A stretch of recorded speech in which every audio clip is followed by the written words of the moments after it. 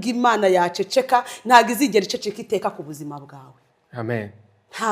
Ntago ishobora guceceka iteka.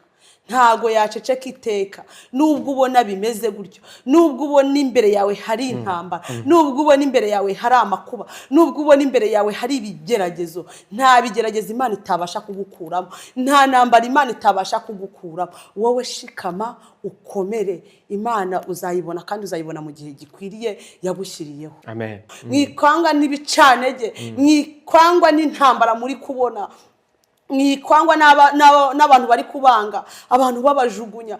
Uzabihorera usenga Imana, Imana yonyine nizagufata hanyuma ikagushyira ku rufatiro rwayo ikakugirira neza. Yosefu baramwanze bene se, bamwanze bafata umugambi wo kumujugunya, ariko bajya kumujugunya aho Imana yamutegerereje. Igihe kirangiye Yosefu yaje kuba umumaro ku bavandimwe we, aba umumaro muri karitsiye, aba uw'umumaro mu bantu bose b'abaturanyi. Tegereza rero nawe hari igihe uzaba uw'umumaro muri babandi bakujugunye. Tegereza hari igihe uzaba umumaro muri izo nshuti zakujugunye, muri abo bavandimwe bakujugunye. Hari igihe kimwe uzaba uw'umumaro.